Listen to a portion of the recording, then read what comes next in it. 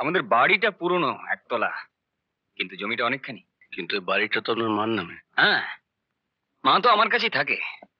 মাকে দিয়ে লিখিয়ে নেবার ভাড়া আমার। কিন্তু ওখানে তো আপনার দাদা বৌদি থাকে। ওদের তোলার জন্যই তো আপনার কাছে এসেছি। আপনি একটা খোঁজ দিন তো, ঠিক কত টাকা পেলে দাদা বাড়িটা ছেড়ে দেবে। ডোন্ট ওয়ারি, বাড়ি চলে যান, আর ওটা আমার উপরে ছেড়ে দিন।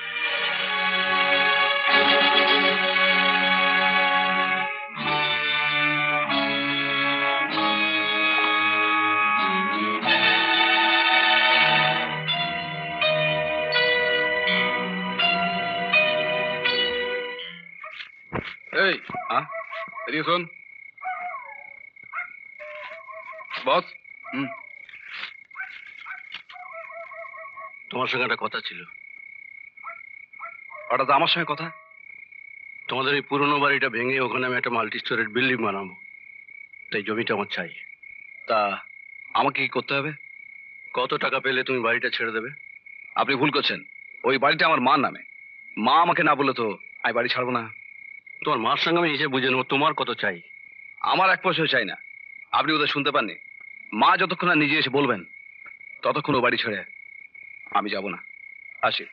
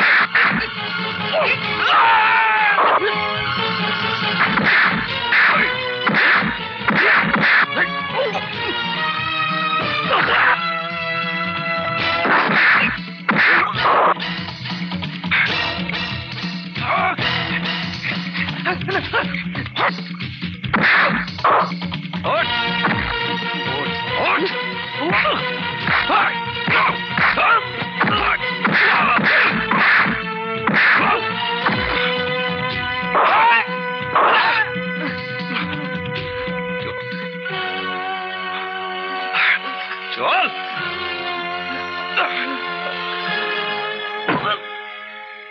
ছোট সাহেব, কাকে দিয়েছিলেন রাজার পাট? এটা তো চাষা। আয়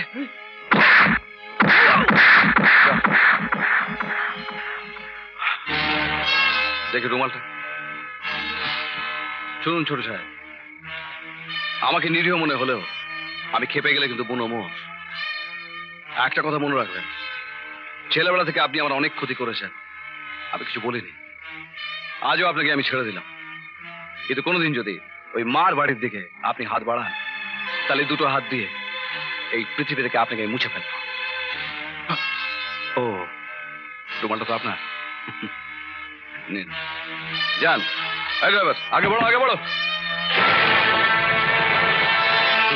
এই যে দাদা, তুমি তুমি ওকে বলে দাও তো আমি একজন ভালো স্পোর্টসম্যান ছিলাম কিনা। আমি দৌড়ে, লং জাম্পে, হাই জাম্পে সব সময় ফার্স্ট হয়েছে কিনা ছেলেবেলায়, বলো। হ্যাঁ বৌমা, ও চিরকালই খেলাধুলায় খুব ভালো, অনেক কাপ মেডেল পেয়েছে ও। আমার এখনো বিশ্বাসই হচ্ছে না। তাই বিশ্বাস হচ্ছে না? তাহলে দাদা, হ্যাঁ? আমি ওকে সেই কাপ মেডেল গুলো দেখাই। দেখো দেখো।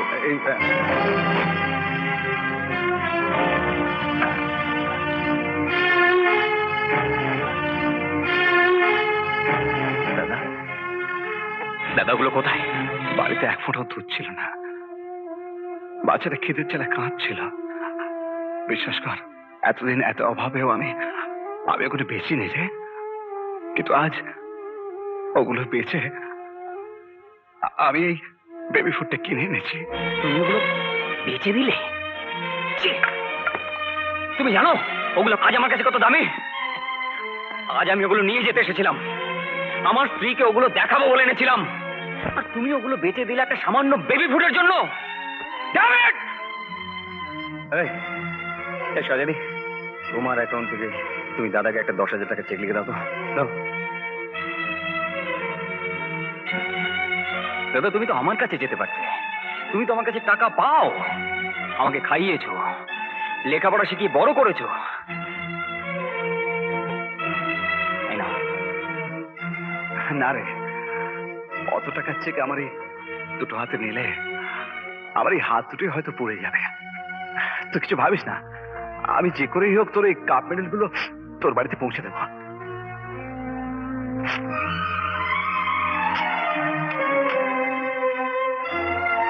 চলো দাদা, তোমার এই জেদটা এখনো গেল না।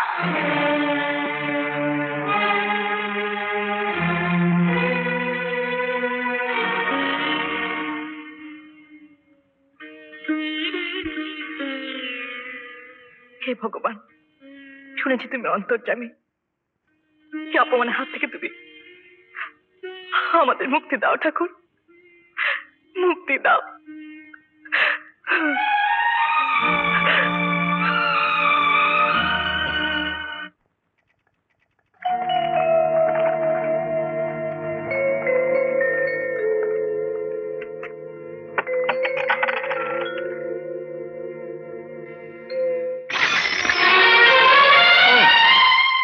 দাদা তাহলে এগুলো দিয়ে তোমাকে পাঠিয়েছে আমাকে অপমান করার জন্য?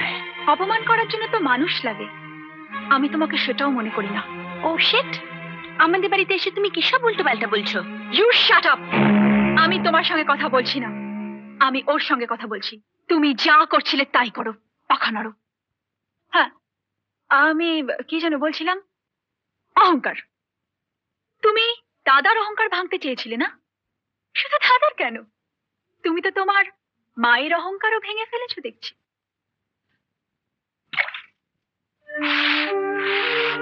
বাহ রে ভাই বাহ, মায়ের নারীর দাম আর ভাইয়ের ঘামের দাম বড় ভালো করে শোধ করলে তুমি।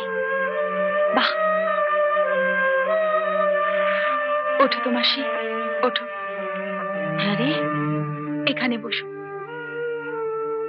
মাসি, তোমার মেজো ছেলে গেছিল ও বাড়িতে তোমার বড় ছেলেকে অপমান করতে। কেন? হাতে কাজ ছিল না বোধহয়। আচ্ছা মাসি, তোমার বড় ছেলের কথা কি তোমার একবারও মনে পড়ে না? ওর বউকে, ওর বাচ্চাকে দেখতে ইচ্ছে করে না তোমার? করে তো,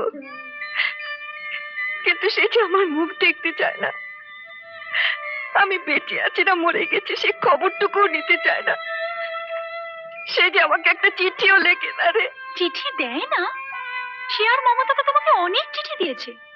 ও, তোমার কাছে পৌঁছানোর আগে ওই সব চিঠি পাখার হাওয়ায় উড়ে যায়। আরে, সে আমাকে ভুলে গেছে, আমার মুখটাও আনন্দ ভুলে গেছে না রে। কি বলছো মাসি? তোমার বড় ছেলে রোজ কুয়ো পাড়ে তোমার পায়ের ছাপওয়ালা পাথরটা পুজো করে, মা মা বলে কেঁদে ভাসায়। সত্যি? কি বলছিস তুই? ও কাঁদে আমার জন্য? আমাকে সে চায়? হ্যাঁ মাসি, ওই যে তুমি বলেছো ওর মুখ দর্শন করবে না, তাই তো ও তোমার সামনে এসে দাঁড়াতে পারে না। আমি তাকে দেখতে চাই, দেখতে চাই। একটিবার পাঠিয়ে দে আনন্দকে, একটিবার আসতে বলো কে, একটিবার পাঠিয়ে দে মা।